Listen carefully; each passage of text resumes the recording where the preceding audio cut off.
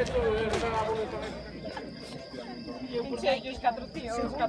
Dixen que vai me preguntar.